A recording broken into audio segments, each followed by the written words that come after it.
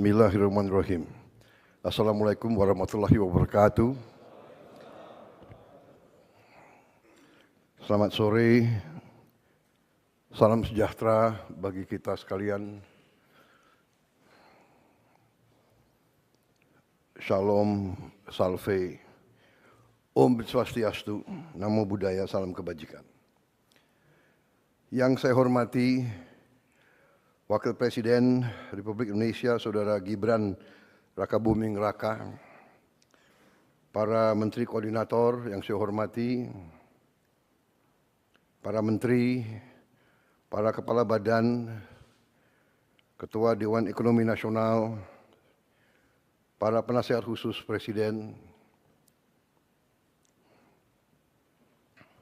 Jaksa Agung, Kepala BIN Kapolri, Panglima TNI, serta para Wakil Menteri dan Wakil Kepala Badan, seluruh anggota Kabinet Merah Putih yang saya hormati dan saya banggakan.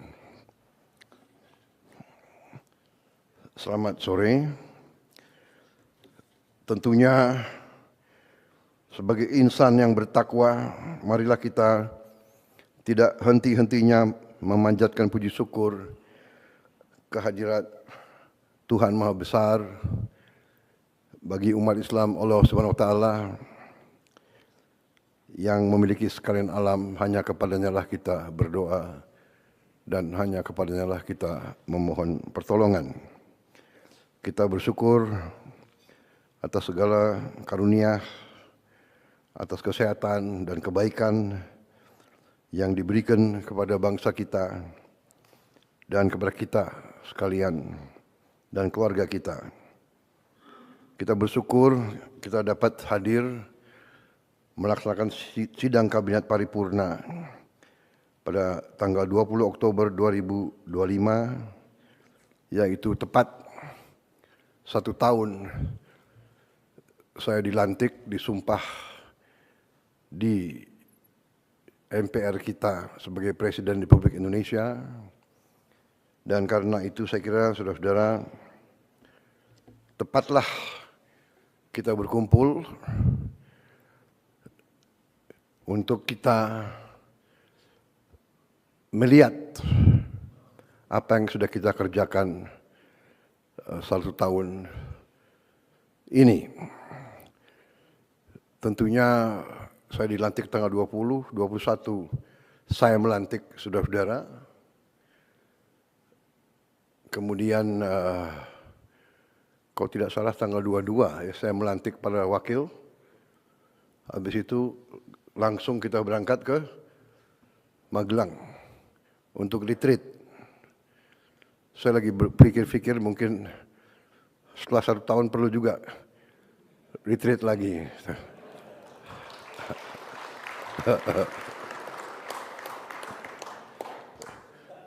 Rupanya saudara-saudara sudah nostalgia ingin tinggal di tenda.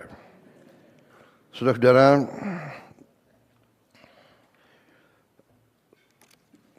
sebagai warga negara yang bertanggung jawab, saya ingin pertama tentunya mengucapkan terima kasih kepada saudara-saudara semua yang telah dengan tekun, dengan kerja keras, dengan disiplin, telah memberi dharma baktimu yang sebaik-baiknya kepada bangsa dan rakyat kita di pemerintahan yang saya pimpin. Saya berterima kasih saudara-saudara yang berasal dari berbagai sumber yang berbeda-beda, daerah yang berbeda-beda, suku dan agama berbeda-beda, dari partai politik yang berbeda-beda. Ada yang partai politik yang berjuang dalam koalisi kita di pemilu, Pilpres, ada juga yang tidak, tapi kemudian sadar dan bergabung.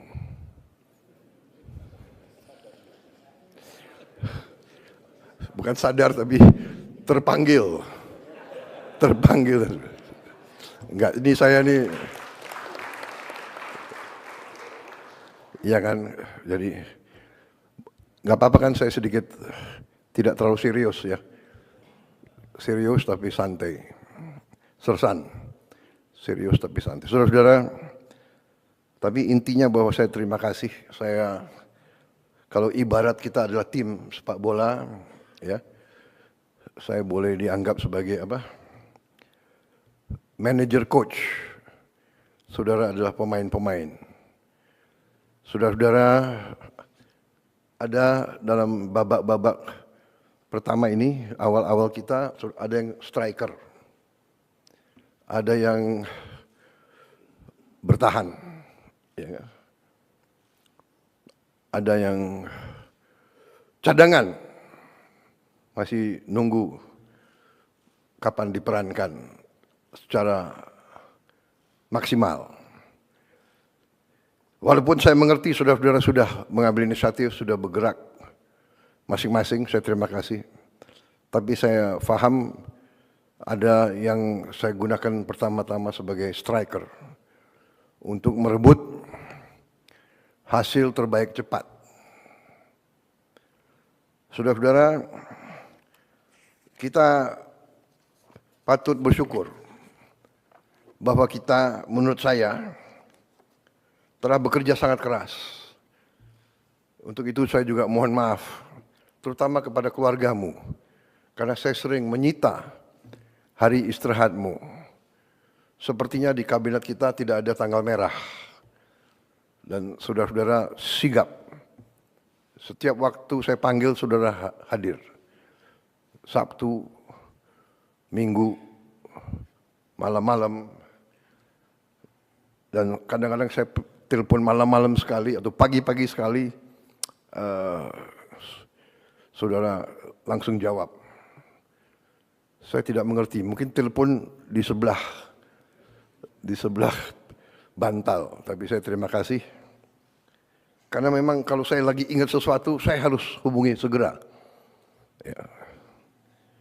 Takut saya lupa. Saudara-saudara, kita, saya kira boleh berdiri di depan rakyat kita dengan, saya kira rasa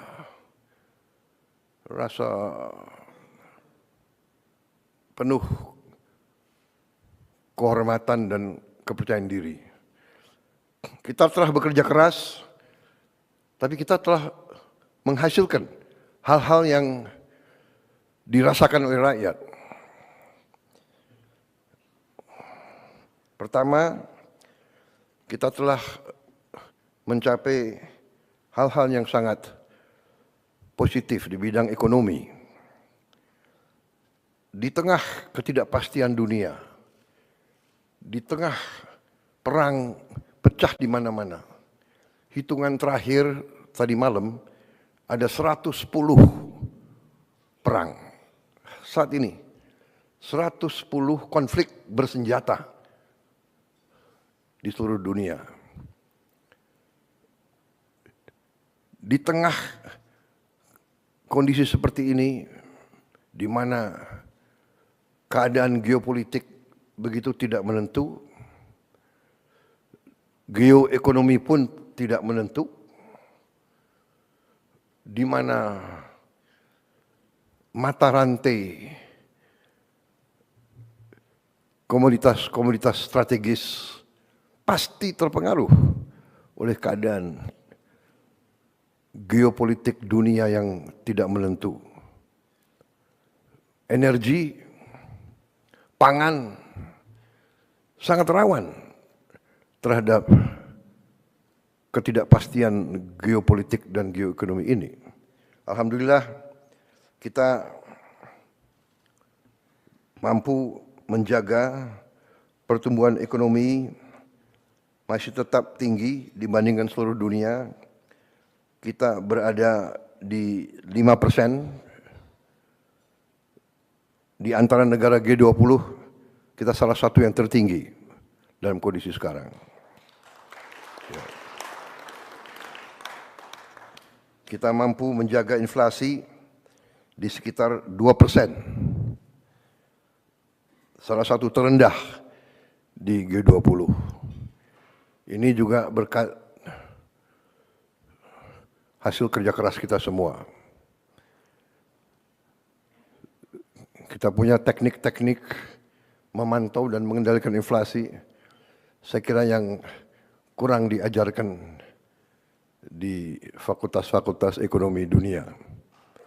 Dan ini saya harus katakan salah satu teknik mengendalikan inflasi yang dirintis oleh pendahulu saya, Presiden Joko Widodo. Harus kita akui, mungkin pengalaman beliau sebagai wali kota, sehingga beliau dengan teliti bisa menemukan bagaimana memantau dan mengendalikan inflasi. Ini jangan dianggap remeh. Banyak negara yang hebat pertumbuhannya, inflasinya sangat luar biasa. Industrinya bagus, inflasinya sangat tinggi. Argentina saya kira yang begitu optimis 1-2 tahun yang lalu, kondisinya saat sekarang juga tidak bagus. Dan banyak negara yang inflasi masih sulit untuk dikendalikan. Defisit APBN kita jaga di bawah batas 3% dari PDB. Juga salah satu terendah di antara G20. Mungkin terendah di dunia. Indeks harga saham gabungan telah tembus 8.000. Tertinggi sepanjang sejarah Republik kita. Ini juga di luar dugaan. Ini juga saya kira akibat kerja keras para menteri-menteri di bidang ekonomi. Ya. Selalu kita ditakut-takuti bahwa indeks harga saham gabungan itu mencerminkan kepercayaan investor, kepercayaan pasar kepada kita. Ternyata kita telah mencapai tingkat yang tertinggi. Walaupun saya selalu ingatkan, kita jangan terlalu takut dengan harga-harga saham. Yang penting fundamental ekonomi kita harus kuat. Dan fundamental ekonomi setiap bangsa yang paling asasi adalah pangan dan energi dan air. Asal kita sadar ini, kita fokus ini, kita yakinkan kebijakan-kebijakan kita, menjamin kita mampu memproduksi dan distribusi pangan dengan baik, dengan efisien. Energi juga demikian, mampu mengelola air, kita kuat.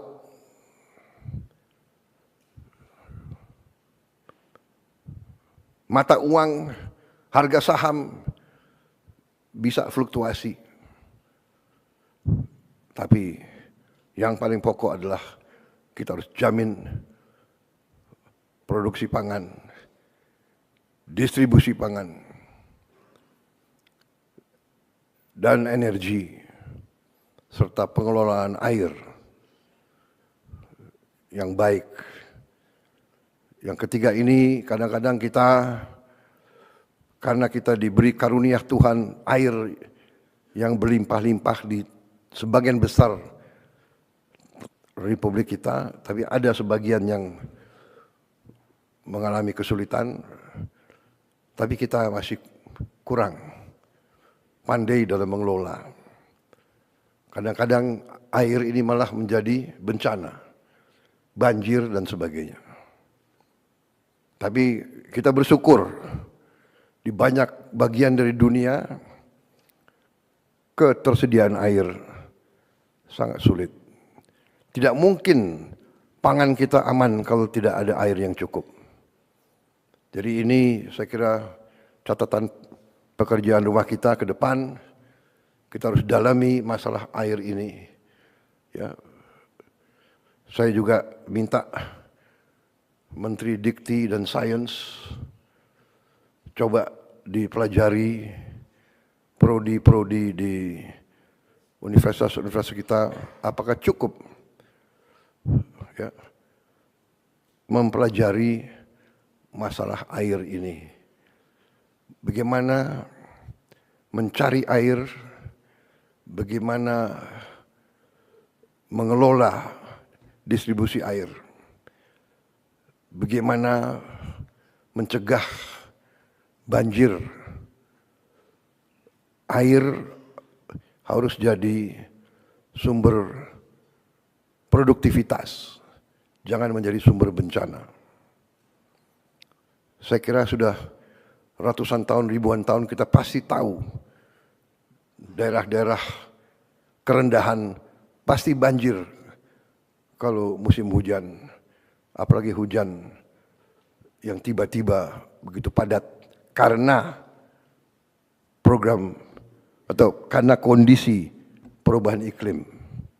Karena itu kita harus antisipasi. Kalau tidak salah bidang air ini masih sedikit yang dipelajari di fakultas-fakultas kita. Ini tergolong mungkin hidrologi kalau tidak salah, ya, hidrologi. Kita bersyukur juga angka kemiskinan turun ke 8,47%. Ini saya diberitahu di catatan oleh para pakar, ini angka terendah sepanjang sejarah Republik Indonesia. Kita bersyukur dan berterima kasih walaupun kita tidak boleh puas. Tidak boleh puas. Tingkat pengangguran terbuka juga turun ke angka 4,76%. Ini adalah terendah sejak krisis 1998. Sekali lagi, kita tidak boleh puas karena 4,76% dari 287 juta orang itu angka yang cukup besar. Dan bagi mereka yang perlu pekerjaan segera, ini sesuatu yang harus kita pikirkan dengan seksama. Kita paham bahwa tingkat pengangguran ini sangat meresahkan bagi mereka yang sangat butuh pekerjaan. Kita paham, karena itu kita bekerja keras. Tetapi ini masalah dunia, apalagi dengan perkembangan teknologi yang demikian pesat, terjadi disrupsi dalam produksi dan industri. Ini harus kita perhitungkan.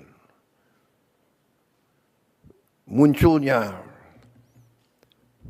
artificial intelligence, kecerdasan buatan, ini membuat sekarang faktor research, faktor penelitian lebih cepat sekali, luar biasa. Dan mungkin tidak membutuhkan terlalu banyak pekerja di bidang itu. Juga munculnya robotics, ini juga harus kita catat. Di Jerman,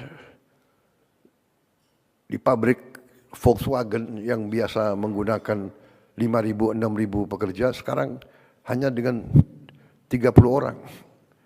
Sisanya robot. Ini harus kita catat. Juga terima kasih para menteri, para Menko.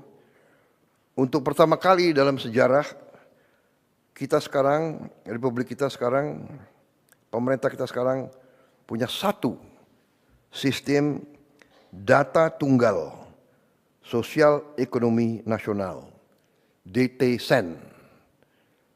Untuk pertama kali. Sekarang tidak ada kementerian, tidak ada lembaga yang boleh pakai datanya sendiri-sendiri. Satu data. Ini kita ingin meningkatkan ketepatan dalam aliran bantuan-bantuan sosial. Data yang keliru bisa mengakibatkan penghamburan uang. Data yang keliru bisa mengakibatkan mereka yang berhak menerima bantuan tidak menerima. Mereka yang tidak berhak menerima. Jadi ini saya kira arti strategis daripada data tunggal sosial ekonomi nasional. Kita juga terus bekerja keras untuk melakukan digitalisasi dan penggunaan teknologi untuk menjalankan pemerintahan yang lebih efisien. Di bidang kesehatan, pendidikan, dan kemanusiaan, hari ini program makan bergizi gratis sudah sampai pada tahap 12.508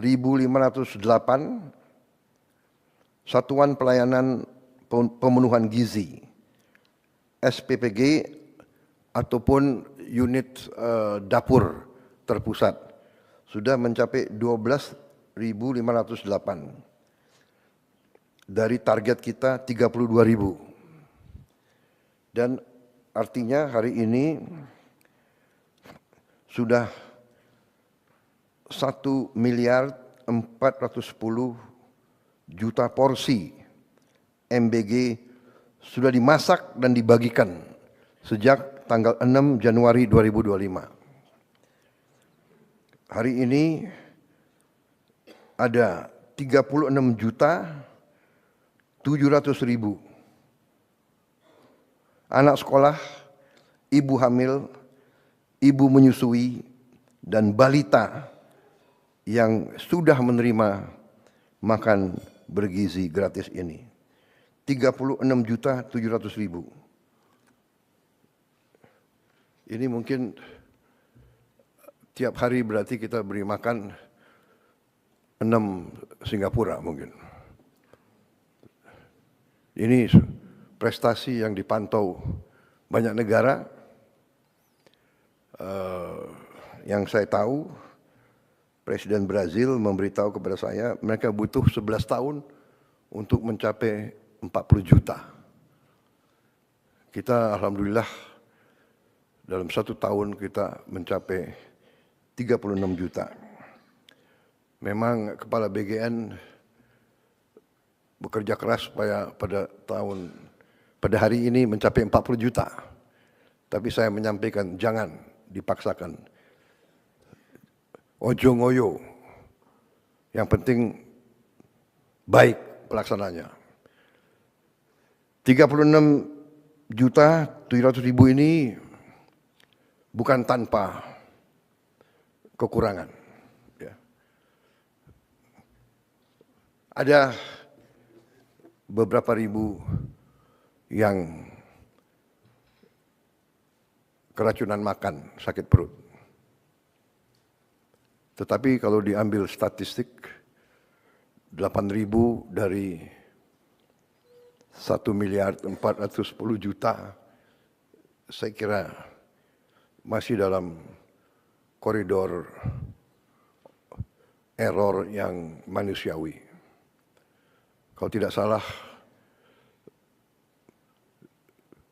kekurangannya adalah, atau katakanlah angka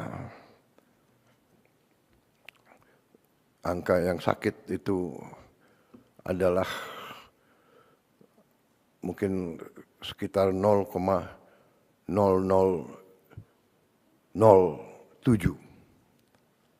yang berarti 99,99% berhasil.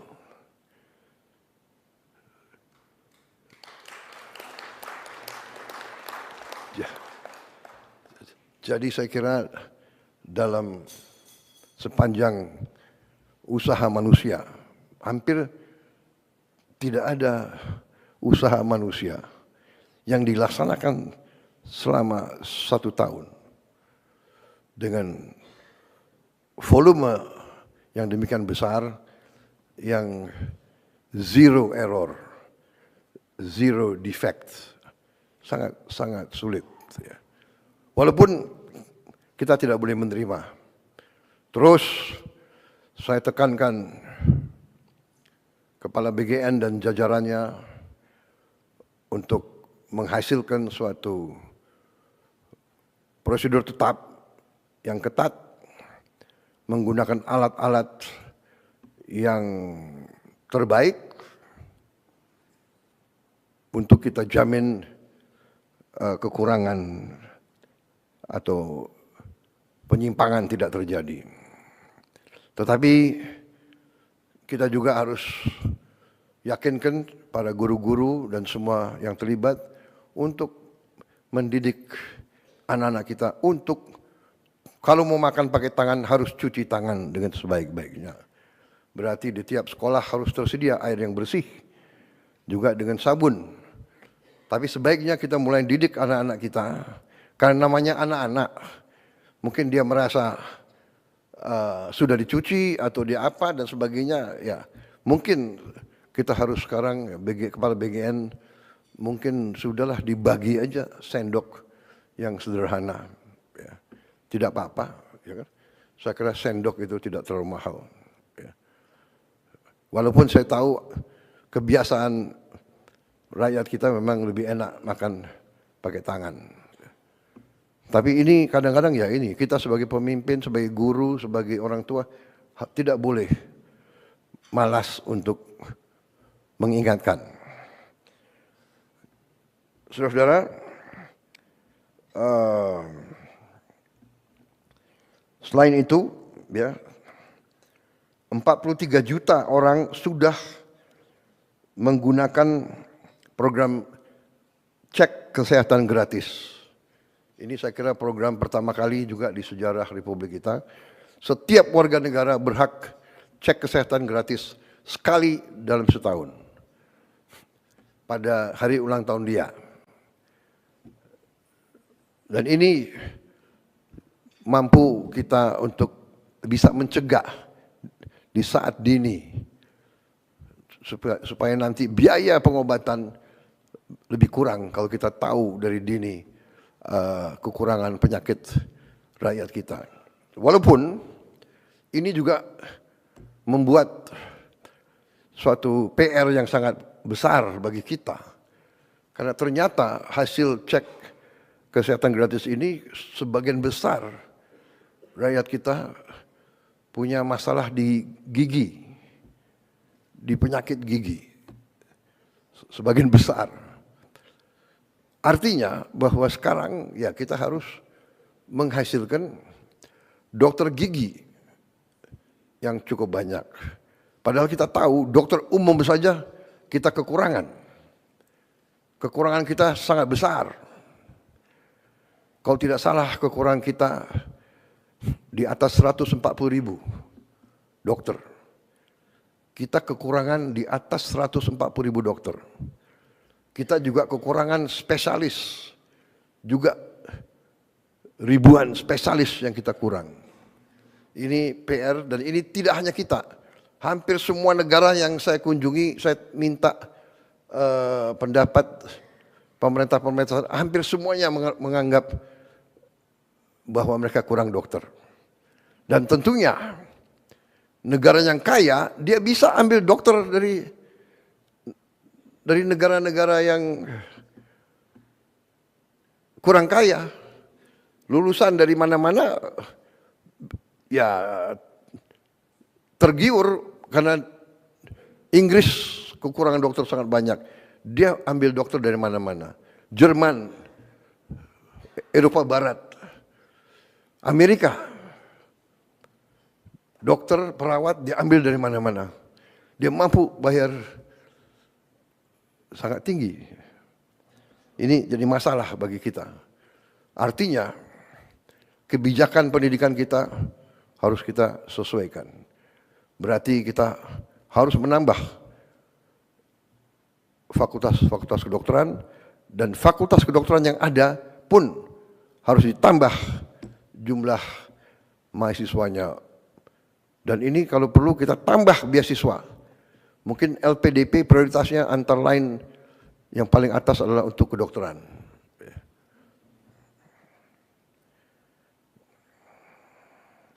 Juga kita sudah berhasil dari 500 sekolah rakyat yang kita perjuangkan sudah berdiri 166 sekolah rakyat sudah beroperasi. Ini luar biasa. Saya terima kasih kepada menteri-menteri yang terkait. Saya berharap 100 itu di pertengahan tahun 2026 ternyata saudara-saudara berhasil beroperasi justru di tahun 2025. Sekarang 15.945 siswa dan siswi dari keluarga yang paling bawah di bidang ekonomi, desil 1 dan 2, yang tadinya banyak yang tidak sekolah sama sekali, ya, ada yang bantu orang tuanya jadi pemulung, ada yang hidup di jalanan, sekarang sudah bisa bersekolah di sekolah rakyat. Memang sekolah rakyat itu kita rancang sebagai upaya untuk memotong rantai kemiskinan. Biasanya anak orang miskin, anaknya miskin. Kita mau potong itu. Anaknya orang miskin atau cucunya orang miskin tidak perlu untuk terus miskin. Kita harus berani merubah, kita harus berani memotong rantai kemiskinan. Kita tidak boleh menyerah kepada keadaan. Dan orang yang paling bawah ini paling tidak dilihat. Kelompok elit tidak pernah melihat, apalagi merasakan kesulitan mereka. Mereka bisa digolongkan the invisible people. Kita berharap kalau kita tidak lihat penderitaan mereka, mereka tidak menderita. Padahal keliru. Justru kita tidak lihat, kita tidak bisa merasakan. Apakah ini cukup usaha? Pasti tidak cukup. Tapi minimal kita berusaha. Minimal kita berupaya. Ya kan? Kalau tidak bisa membantu banyak orang, kita bantu beberapa orang. Kalau tidak bisa membantu beberapa orang, kita bantu satu orang. Kalau satu orang pun kita tidak bisa bantu, jangan kita bikin sulit orang itu. Ini pendekatan yang sangat sederhana. We must do what we can do. And we can do if we want to. Saudara-saudara, kalau insya Allah saya percaya akan berdiri 500 sekolah ini, saya percaya. Itu berarti kita akan membantu 500.000 keluarga miskin, keluarga sangat miskin. Karena konsep sekolah rakyat ini adalah satu sekolah 1.000 siswa. SD, SMP, SMA, dan seterusnya, SMK. Saudara-saudara, ini sekolah rakyat. Kita juga membangun sekolah unggulan. Rencana kita 10 sekolah unggulan, ini anak-anak terpinter. Kalau tadi anak-anak dari golongan paling bawah, yang tidak punya harapan sekolah, kita beri harapan.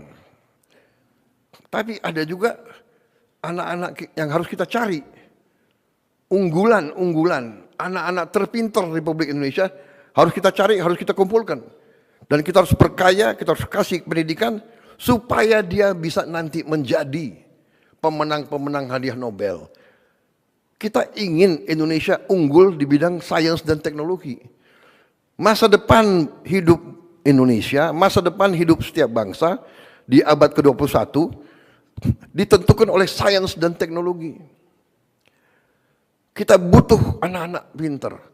Kita butuh insinyur-insinyur, profesor-profesor, ahli matematika, ahli di semua bidang teknologi. Kita negara yang sangat kaya, kita punya mineral-mineral kritis. Kita punya mineral-mineral yang disebut rare earth. Tapi kita harus punya para ilmuwan, para scientist, para experts, pakar yang mampu mengelola kekayaan-kekayaan kita.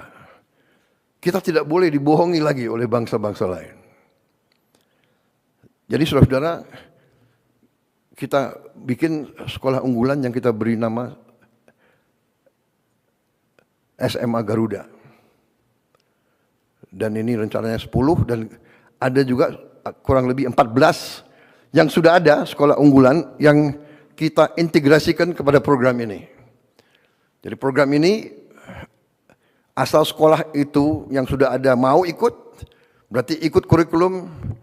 Yang kurikulum itu kita pakai standar internasional, ya, IB internasional, International Baccalaureate, sistem IB.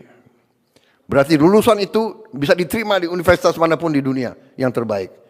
Kita berharap dengan program ini nanti banyak anak-anak kita bisa masuk ke sekolah terbaik di dunia.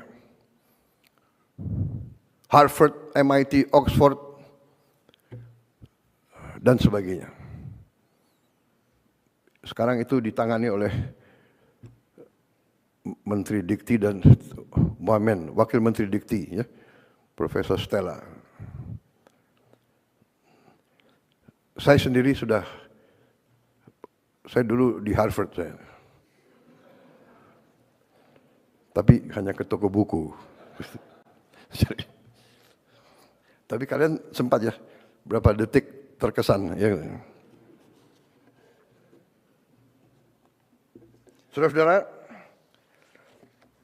kita sedang merenovasi 16.140 gedung SD, SMP, SMA. Ini sudah berjalan, sedang berjalan. Ini masih tidak puas sama sekali kita, karena kita punya 300.000 lebih SD, SMP, SMA, SMK, dan sekolah-sekolah lain, sederajat yang ada di pesantren-pesantren. Kalau tidak salah 330.000. Ya, Mendikdasmen ya, 330. Saudara-saudara, kita mengerti bahwa kita harus mengejar negara-negara lain. Karena itu segala upaya kita akan lakukan untuk mengejar ini.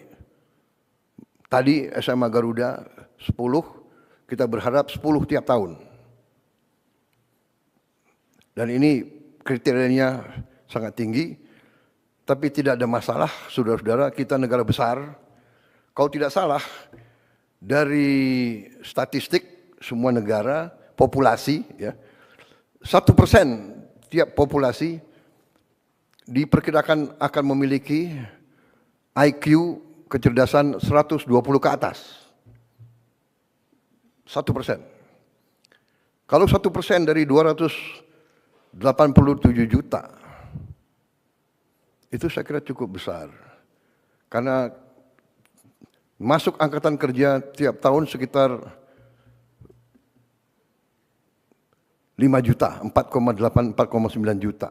Setengahnya katakanlah, ya, saya kira kalau 1%, 1% berarti 2,8 juta. Kita harus menjaring mereka ini.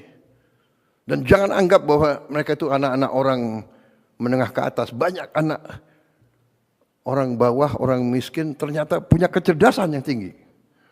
Kita harus cari mereka. Jadi saya minta Dikdasmen, Menteri Dikdasmen dibantu oleh menteri lain, ya.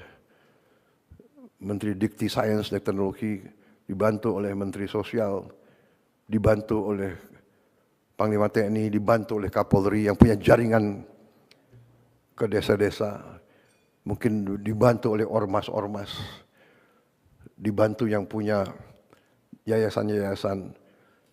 Cari mereka ini dan kita didik mereka dengan beasiswa penuh.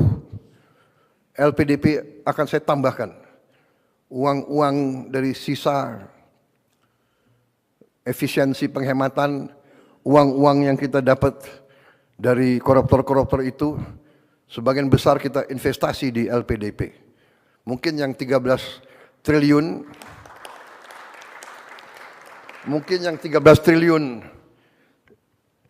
disumbangkan atau diambil oleh Jaksa Agung, hari ini diserahkan Menteri Keuangan, mungkin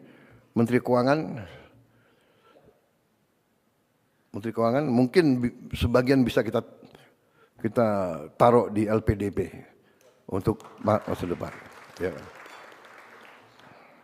Saudara-saudara, salah satu program yang upaya kita untuk memperkuat pendidikan kita tahun ini akan memberi satu interaktif panel, interaktif flat panel, kayak layar, ya, interaktif, digital, 75 inch di tiap sekolah, SD, SMP, SMA, yang kita sudah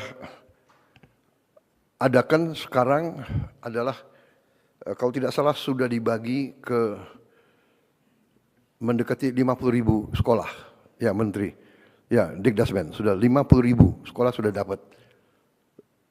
Kemudian nanti totalnya tahun ini 288.000. Flat panel, IFP, interactive flat panel. Di situ sudah ada komputernya, yang di situ bisa muat ratusan ribu konten, mungkin jutaan. Iya, Dikdasmen, ya. Cukup banyak konten di situ. Jadi semua silibus kita akan ada di situ. Jadi sekolah-sekolah terluar, terpencil, sekolah-sekolah yang tidak punya akses kepada guru-guru yang baik atau guru-guru yang cakap di bidangnya, umpamanya bahasa Inggris, bahasa Mandarin, matematik, ini pelajaran-pelajaran yang susah. Ya, ini bisa dibantu dengan ini. Dan ini kalau dia selesai dan dia mau kembali, dia bisa kembali anytime. Kalau tidak puas, mungkin si gurunya bisa kumpul siapa yang kurang mengerti, nanti sore kembali kita tambah pelajaran. Guru-guru itu bisa dibantu. Dan juga di tempat terpusat di Jakarta, ya, nanti saya mau cek Dikdasmen kemajuannya di mana, kita akan bikin studio Di studio ini, guru-guru terbaik akan mengajar. Dan pelajaran dia bisa diterima di seluruh pelosok Indonesia. Jadi semua sekolah akan dapat akses kepada guru yang paling baik. Di bidang-bidang yang sulit. Yang sangat sulit selalu adalah, apalagi di gunung-gunung, pulau terpencil, jangankan itu, saya yakin di pinggir Jakarta ini juga masih banyak sekolah yang tidak punya guru-guru yang menguasai pelajaran-pelajaran yang susah. Sekarang dari tempat studio yang terpusat bisa ngajar, bisa diterima oleh 330.000 sekolah. Yang sulit dapat internet, wifi, sekarang sudah ada teknologi sangat murah bisa kita pasang di tiap sekolah. Tidak terlalu mahal. Starlink mungkin masih agak mahal untuk bayar tiap bulan. Tapi sudah ada teknologi yang lebih murah. Dan saudara-saudara, tahun depan rencananya adalah kita akan tambah 3 layar. Ya, tahun ini kita mampu 1 layar, tahun depan kita akan bagi 3 layar. Berarti di setiap sekolah akan ada 4 ruangan yang punya layar ini. Mudah-mudahan tahun 2007 kita bisa tambah lagi 2 layar lagi. Jadi 6 kelas tiap sekolah bisa punya layar. Jadi semua anak-anak kita mendapat akses kepada pengetahuan yang terbaik, terkini, dengan animasi dan dukungan yang terbaik. Saya dapat laporan dari Mendikdasmen bahwa antusiasme anak-anak sekarang meningkat untuk sekolah. Ya, selain MBG, dia juga pelajarannya juga menarik. Ini saya kira penting karena fokus kita tidak boleh, kita harus fokus kepada investasi paling penting bagi rakyat kita, investasi kepada anak-anak kita, sumber daya manusia kita. Saya juga perhatikan waktu saya keliling, saya cek anak-anak kita mungkin karena kurang biaya, dia menghemat kertas. Dia menulis tulisannya sangat kecil. Saya minta ditinjau kembali Menteri Dikdasmen, ya. Saya kira perlu kembali ada pelajaran menulis. Menulis dengan baik. Menulis halus dan menulis, tapi sebetulnya tulisannya harus besar. Ya. Menteri Keuangan kalau perlu kita bagi buku-buku sekolah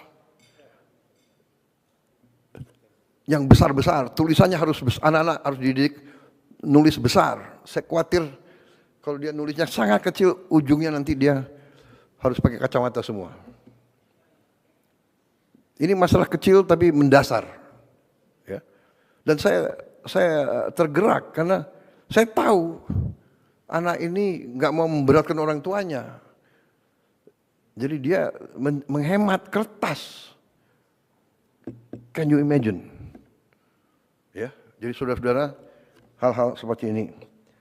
Yang terakhir, ini masih dalam konsep rencana. Ada yang mengatakan, ya sekarang ada sekolah rakyat untuk desil 1-2. Bagaimana untuk desil 3-4-5? Ya, mereka tidak miskin ekstrim, tapi mereka juga susah. Mereka harus dapat akses kepada pendidikan yang seperti ini. Sedang saya susun, saya minta Dikti sama Dikdasmen, mungkin dibantu oleh kementerian lain juga, menyusun suatu satgas khusus untuk mempelajari kita membangun sekolah terintegrasi di setiap kecamatan. Berarti kita mungkin harus bangun 7.000 sekolah terintegrasi ini. Maksudnya, sekarang SD, SMP, SMA atau SMK terpisah. Padahal ada fenomena karena mungkin angka kelahiran kita menurun, banyak SD kita kosong. Ada gurunya 6, muridnya hanya 4, 5. Jadi ini tidak efisien. Mungkin kita konsolidasikan, tapi di kecamatan ada suatu sekolah yang fasilitasnya sangat baik. Tiap sekolah terintegrasi harus punya laboratorium yang cukup bagus. Laboratorium matematik, kimia, biologi, laboratorium bahasa. Bahasa sangat penting. Lapangan kerja. Orang Filipina banyak diterima di mana-mana karena dia bisa bahasa Inggris. Kita diminta. Jutaan tenaga kita diminta. Di Eropa minta pekerja hotel, kafe, restoran. Dia minta 1 juta tiap tahun. Kepala-kepala negara, pemerintah dari Eropa nanya ke saya, can you send? Hotel-hotel dia sekarang nggak ada yang kerja. Restoran-restoran kewalahan. Rakyat mereka tidak mau kerja sebagai pelayan. Dan mereka terkesan katanya orang Indonesia ramah-ramah. Ya, berarti kita harus didik mereka bahasa. Ada yang bahasa Inggris, mungkin paling banyak di Eropa. Mungkin juga kita didik bahasa Arab, bahasa Mandarin, bahasa Jepang, bahasa Korea. Juga kita diminta perawat untuk rumah sakit dan untuk caregiver. Untuk orang tua di sana nggak ada yang mau jadi perawat dan caregiver, karena caregiver dan perawat itu pekerjaan yang berat, fisik juga berat, berdiri dari tempat tidur ke tempat tidur, urusan dengan orang sakit, berbahaya itu. Di rumah sakit pusat daripada bakteri dan virus, dia harus berani, dia harus mandiin. Bayangkan ini pekerjaan, rakyat kita terkenal tabah dan sopan dan ramah. Mereka minta. Jadi ini harus kita siapkan ke situ. Karena tadi kita sadar lapangan kerja yang kita butuh. Jadi sekolah terintegrasi ini belum boleh saya gunakan sebagai prestasi. Ini baru embrio konsep. Ya. Tapi sekolah-sekolah ini saya kira sudah saatnya kita pikirkan. Jadi fasilitas sekolah rakyat dikurangi berasrama. Kenapa anak yang paling bawah ini kita taruh di asrama? Supaya keluar dari lingkungan kemiskinan. Jadi dia punya kepercayaan diri. Ya, kan? Ya paling banyak yang ingin ketemu orang tuanya, nggak apa-apa, orang tua datang. Dia juga pulang tiap akhir pekan, tapi dia keluar sementara 5-6 hari dari lingkungan kemiskinan. Tapi yang sekolah ini, dia pulang pergi, dia tidak berasrama. Artinya apa? Kita harus berani sekarang siapkan bus-bus antar jemput untuk anak-anak sekolah itu. Tapi ini saya kira jalan keluar, dan ini nanti saya minta Dikdasmen dibantu Sains, ya, dan dibantu menteri-menteri lain, dalami ini, susun, dan kita mulai kerja. Mungkin 2026 sudah ada sebagian sekolah-sekolah terintegrasi ini. Jadi sekolah rakyat untuk yang paling bawah, sekolah terintegrasi untuk yang menengah, sekolah unggulan untuk yang terpinter. Belum tentu yang terpinter dari kelas atas. Dari manapun kita cari yang terpinter. Saudara-saudara, itu di bidang kesehatan, pendidikan, dan kemanusiaan. Masih ada tunjangan guru kita tingkatkan dan kirim langsung dari pusat ke penerima. Tidak lewat jalur-jalur lain yang biasanya tertahan di sini berapa hari, di sini berapa minggu, sekarang langsung. Juga kita teruskan 1.044.174 mahasiswa mendapat beasiswa KIP kuliah. Dan juga kita berterima kasih, mengucapkan selamat untuk pertama kalinya Universitas Indonesia tembus top 200 QS ranking universitas. Top 200. Tapi Menteri Dikti, Sains, Wamen, saya minta top 100. Ya. Bisa? Bisa? Oh.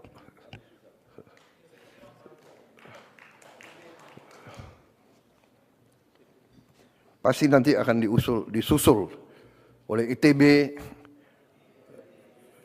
UGM, ITS, dan sebagainya. Juga kita mendirikan Kementerian Haji atas permintaan pemerintah Arab Saudi, karena dia bilang kami urusan haji adalah Menteri Haji. Jadi kami harus minta urusannya sama pejabat. Oh, ini kepala badan. Enggak, dia maunya menteri. Sudah. Apa boleh buat, kita menyesuaikan. Dan alhamdulillah kita sudah bisa turunkan biaya haji. Dan saya minta terus, Menteri Haji dia tidak hadir karena dia berada sekarang di Arab Saudi, berurusan sama mereka. Saya minta biaya haji harus terus turun. Ya. Bisa dengan efisiensi. Bisa dengan efisiensi dan pelaksanaan yang bersih.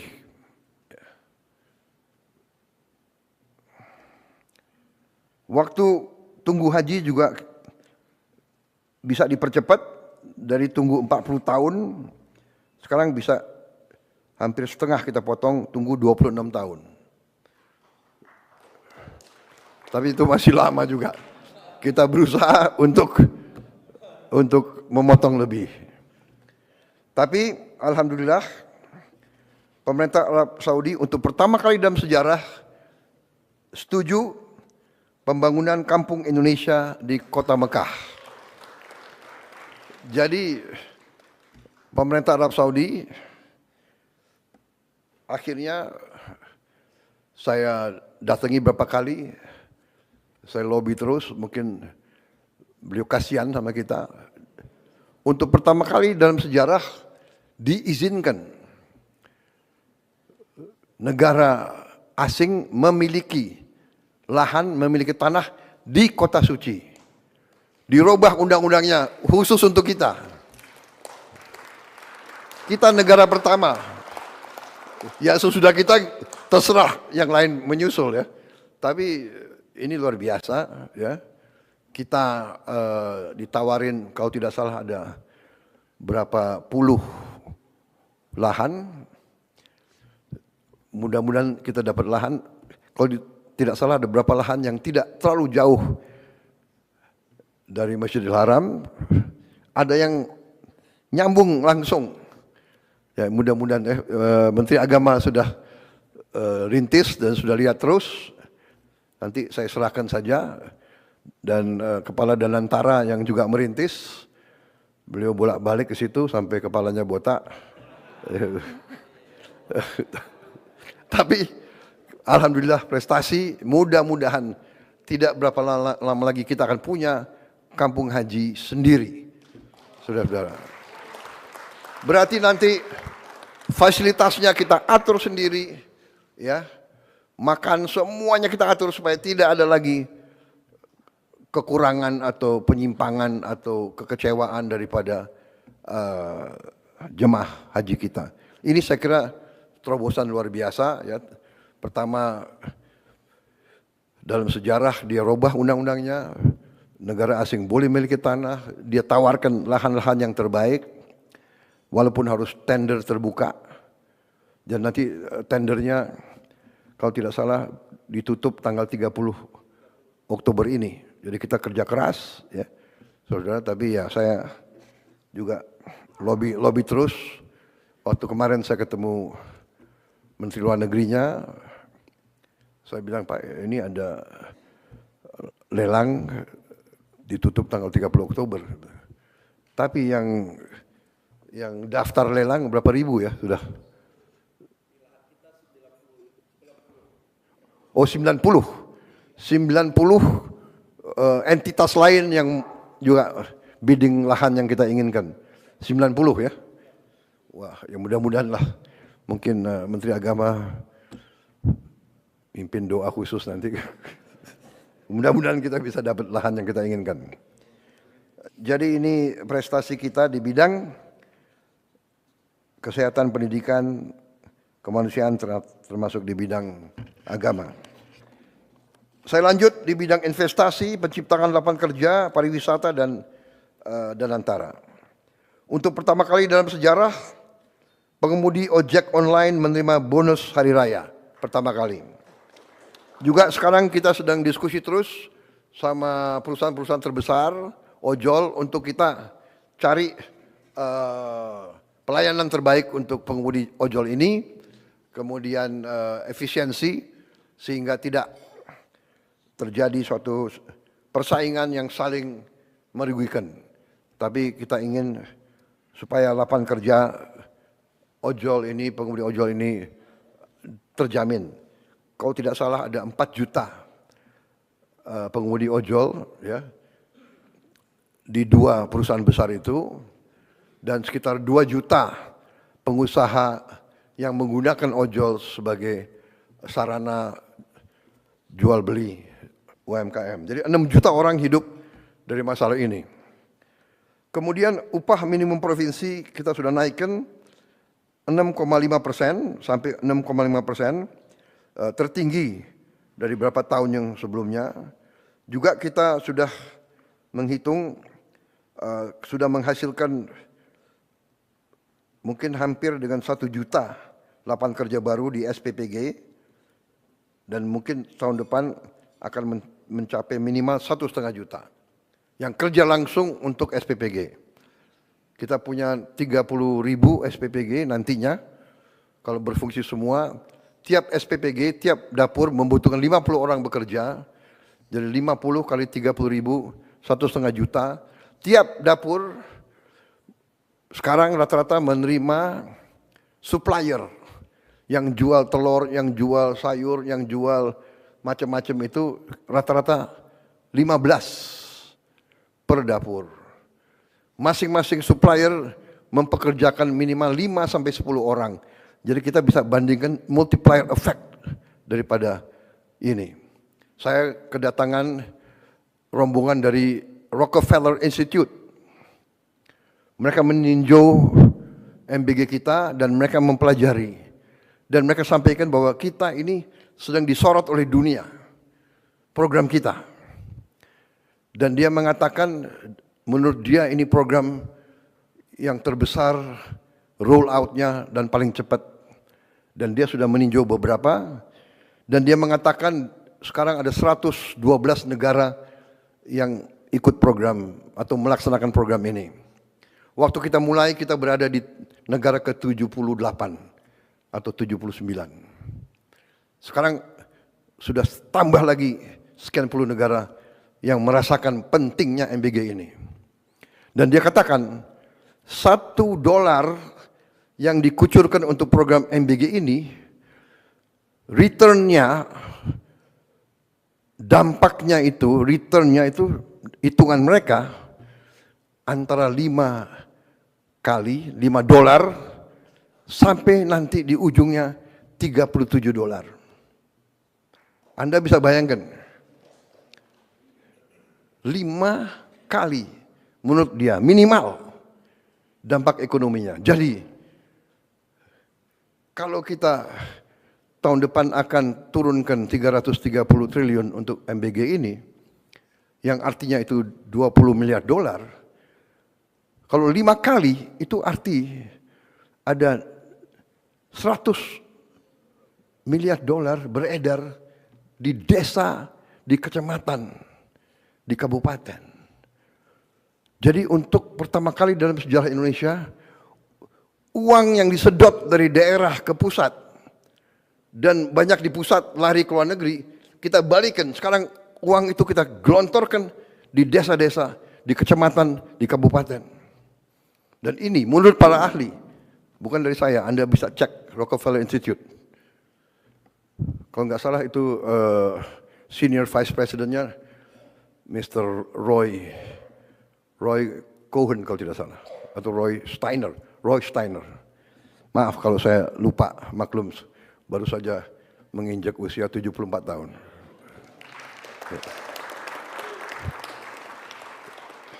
Terima kasih ucapan selamat saudara-saudara. Jadi saudara-saudara, juga pelaksanaan MBG kita menggunakan mitra 18.895 UMKM, koperasi, BUMDes yang jadi bagian dari ekosistem MBG. Juga sesuatu yang menggembirakan, realisasi investasi kita. Januari sampai September 2025 adalah 1,434 triliun rupiah. Naik 13,7% dari periode yang sama di tahun 2024 dan menghasilkan lapangan kerja 346 lapangan kerja baru. Jadi target investasi tercapai bulan September yang lalu. Ini saya kira suatu prestasi, juga menunjukkan bahwa iklim investasi kita masih diminati oleh banyak negara. Saudara-saudara, kita juga menggelontorkan program magang. 100.000 lulusan S1 akan magang dengan upah yang ditanggung oleh pemerintah, dengan penghasilan dengan kriteria upah UMR yang ditanggung pemerintah. Juga di bidang pariwisata, untuk pertama kali dalam sejarah kita berhasil mendatangkan suatu guide atau suatu penilaian dari Michelin. Michelin ini sangat terkenal, dan ternyata 33 hotel dan resort kita sudah mendapat bintang Michelin, 1 bintang minimal. Ini sangat penting di bidang pariwisata. Berarti kelas kita adalah kelas teratas di dunia dengan penghargaan dari Michelin itu. Jumlah wisatawan kita 1 tahun terakhir naik 12% menjadi 14,8 juta kunjungan. Saya kira ini perlu juga kita bangga. Kemudian kita tahun ini saya kira salah satu prestasi kita membentuk Sovereign Wealth Fund, dana investasi yang kita beri nama Danantara Indonesia. Ya. Danantara singkatan dari Daya Anagata Nusantara. Daya energi kekuatan, Anagata masa depan, berarti Danantara artinya kekuatan masa depan Nusantara. Yang kita fokuskan di situ, sudah kita kumpulkan semua aset milik negara yang nilainya adalah 1.060 miliar dolar. Jadi 1 triliun US dollar akhirnya menjadi Sovereign Wealth Fund terbesar ke-5 atau ke-6 di dunia. Ini saya kira menjadikan kita punya kekuatan. Tadinya sendiri-sendiri, sekarang kita punya kekuatan. Contoh, sekarang Danantara proyek dia antara yang pertama adalah akan segera mulai membangun 34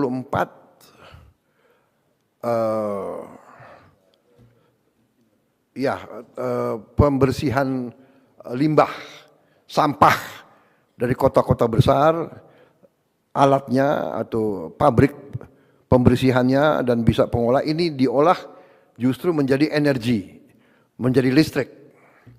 Kita akan segera mulai 34. Ini sudah saya kira pembiayaan sudah tinggal kontrak dibagi-bagi, tinggal dinilai teknologi yang terbaik yang mana. Karena ini sangat penting. Ada tempat-tempat sampah yang sampahnya sudah menggunung. Terutama untuk DKI, Bantar Gebang, untuk Bandung, untuk Surabaya, dan untuk Bali. Ini sudah menjadi sesuatu yang sangat mendesak. Kalau tidak salah, di Bantar Gebang itu saya dapat laporan sudah mencapai puluhan juta ton itu. 55 juta ton. Limbahnya 55 juta ton. Sudah menggunung. Kalau terjadi hujan deras, dia bisa membahayakan banyak kampung di sekitar itu. Ini segera akan kita lakukan, insya Allah dalam 2 tahun kita selesaikan 34 kota. Ini sangat strategis karena ini menyangkut kebersihan, kesehatan. Ya bagaimana? Kita berharap pariwisata naik. Kalau Bali tidak bisa bersihkan sampahnya, bisa kita bayangkan mau nggak turis datang ke tempat yang kotor, yang jorok. Jadi ini strategis. Terima kasih Danantara. Segera dilaksanakan.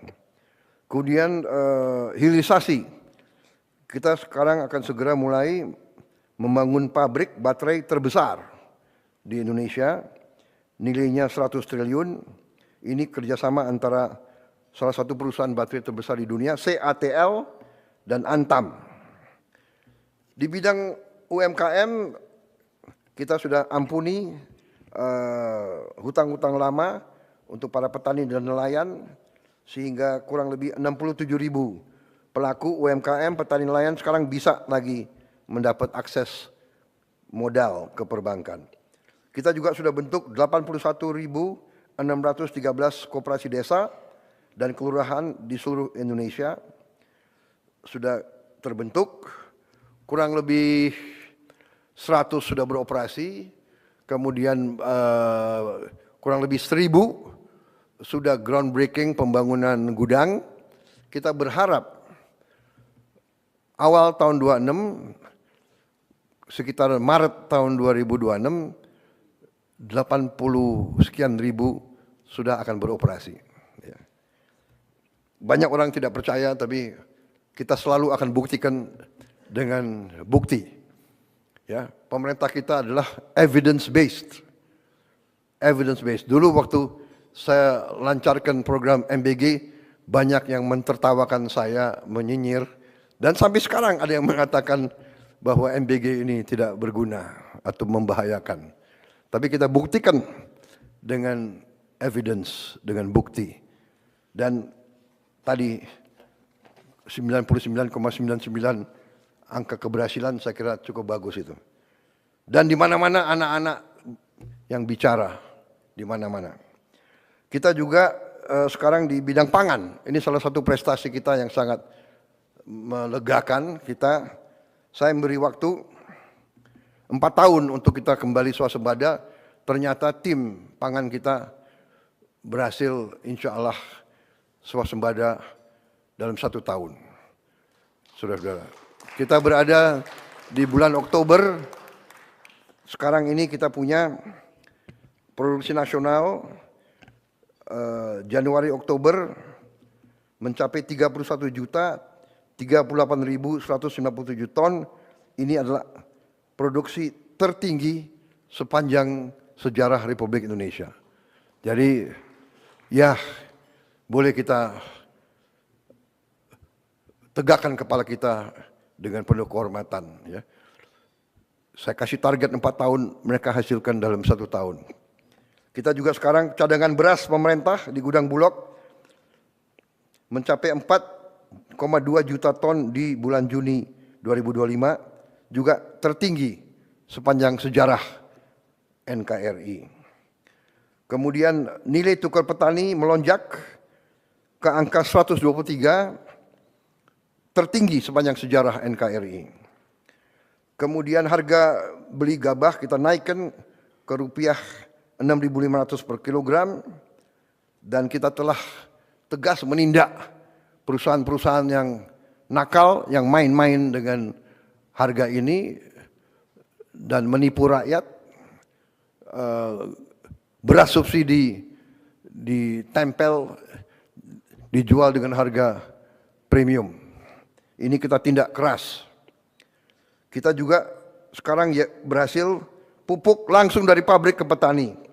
Kita hapus 145 aturan, regulasi tentang distribusi pupuk kita hapus. Jadi tanda tangan kita kurangi. Ya, ini tanda tangan ini adalah sumber masalah. Jadi ini kita ringkaskan semua. Kemudian sekarang sudah kita mulai 225.000 hektar cetak sawah baru. Ini untuk mengatasi bahwa hampir 100.000 hektar sawah kita tiap tahun hilang. Kan dirubah peruntukan. Dibeli, dijadikan real estate, dijadikan pabrik, kita butuh memang. Tapi akhirnya dari mana kita mau amankan pangan kalau sawah-sawah yang subur hilang? Kita segera harus mencetak. Dan alhamdulillah kita sudah mulai, mudah-mudahan akhir tahun depan kita lebih aman lagi. Kalau tidak salah sasaran kita akhir tahun depan 480.000 hektar sawah baru. Sawah lama pun kita intensifikasi dengan pompanisasi sehingga produksi kita bisa tadi melonjak luar biasa. Pupuk lancar, benih lancar, air lancar dengan intervensi kita. Kemudian kita amankan semua ekosistem produksi beras. Saudara-saudara, kita juga akan, sekarang masalahnya adalah kita kekurangan gudang. Kita sudah siapkan dananya, Bulog akan mendapat bangun gudang, 100 gudang dalam waktu yang sesingkat-singkatnya. Kemudian kita sudah mulai bangun 100 kampung nelayan yang kita akan bangun akhir 26 akan menjadi 1.100, dan ini juga selama 80 tahun kita berdiri belum pernah ada yang intervensi untuk memperbaiki kehidupan nelayan-nelayan kita. Sekarang kita akan melaksanakan program itu di mana dari pilot project yang sudah dilaksanakan di Merauke, ternyata penghasilan nelayan akibat program desa nelayan ini naik 100%. Naik 100%. Jadi ini luar biasa ini.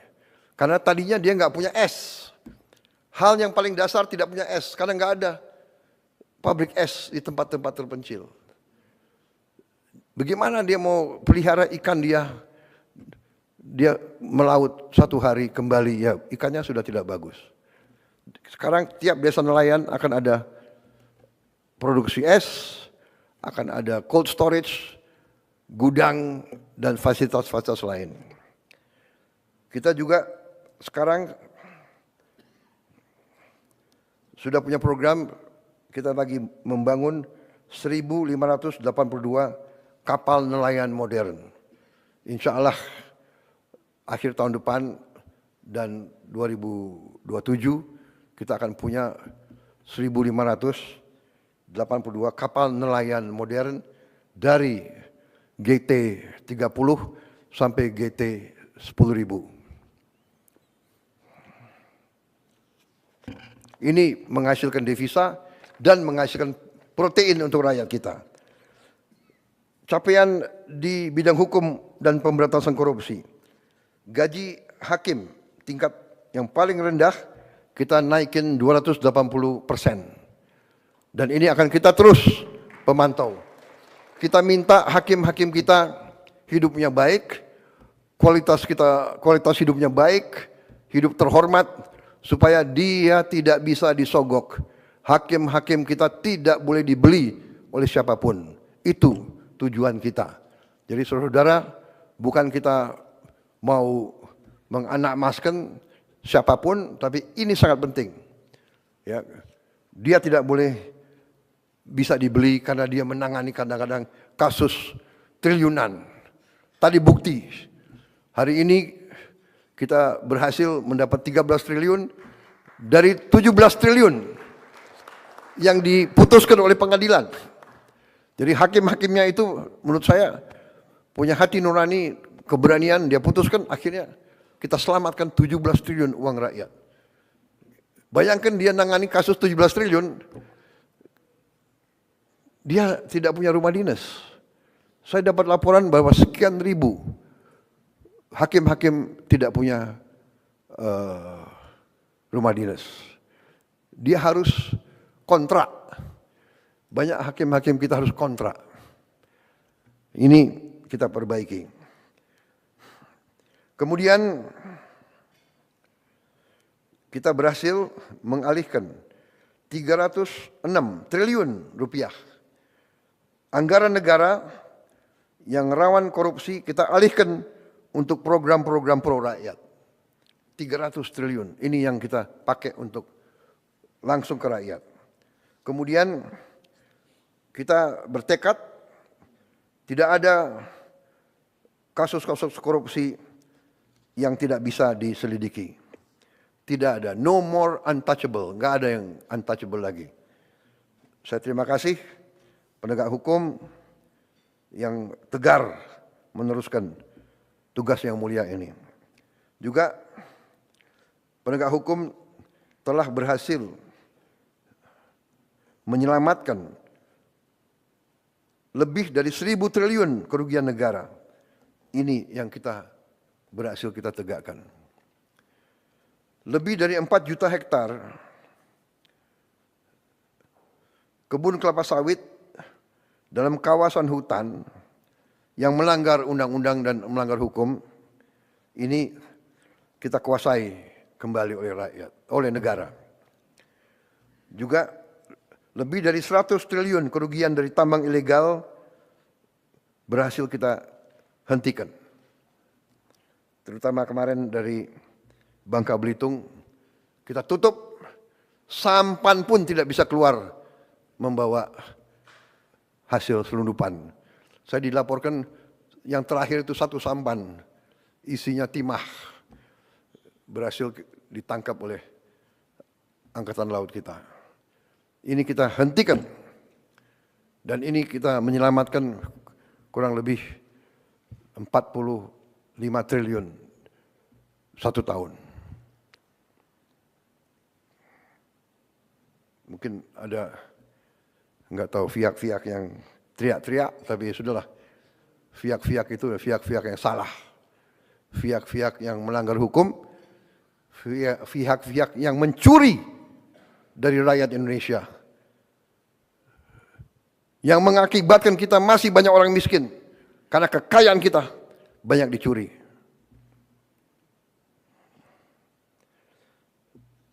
Saudara-saudara, di bidang pertahanan, keamanan, ketahanan, dan diplomasi, terus kita perkuat TNI dengan tambah batalion-batalion. Kita tidak mau mengganggu siapapun. Tugas kita, tugas TNI hanya mempertahankan kedaulatan Indonesia.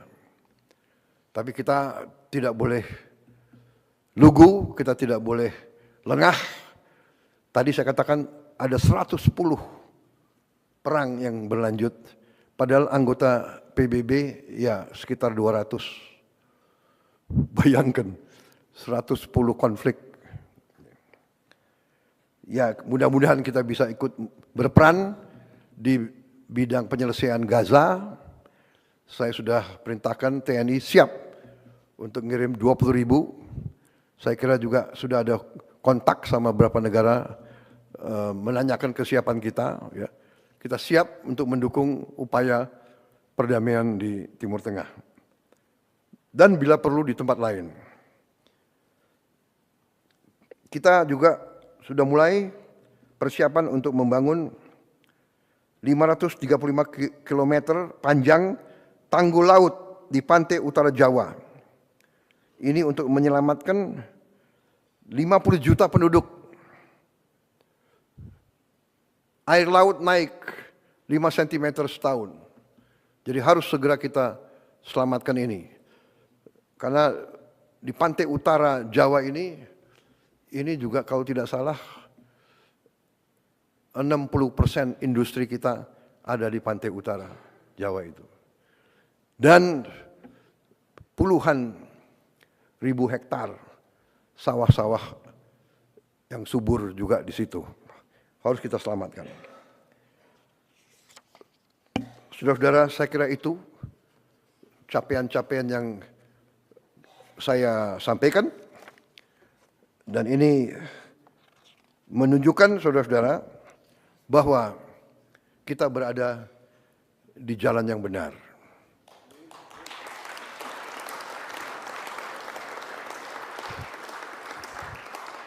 Saya percaya bahwa menjalankan pemerintahan ternyata sebenarnya tidak terlalu rumit. Pertama, awalnya harus dari niat. Niat kita harus baik. Niat kita sungguh-sungguh untuk menjalankan amanat dari rakyat. Kita harus berpijak dari awal seperti itu.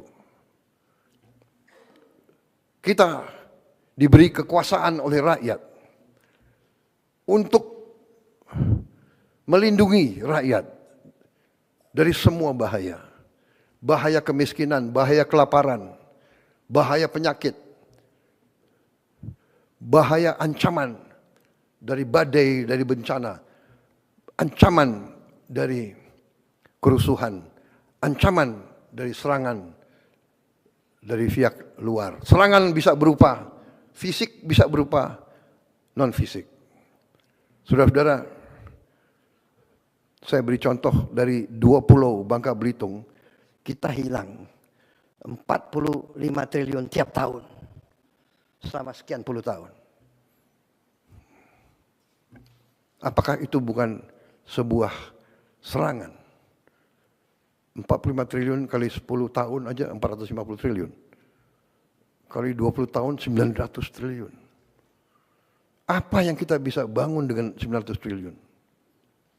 Saudara-saudara, belum merupakan prestasi, tapi sudah kita mulai rintis, kita akan punya mobil buatan Indonesia dalam 3 tahun yang akan datang.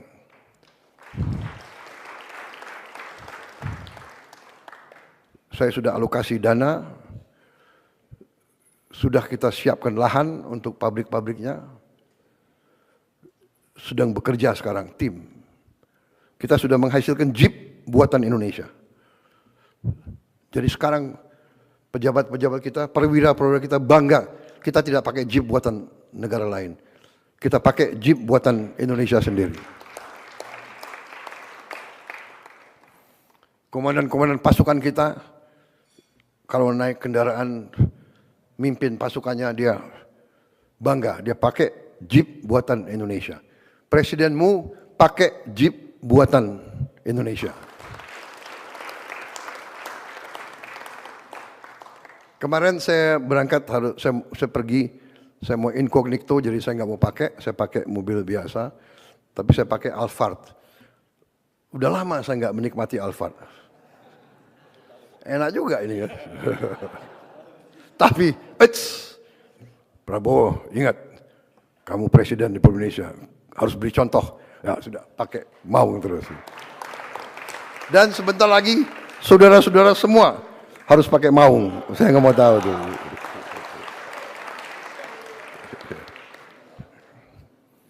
Yang mobil-mobil bagus pakai kalau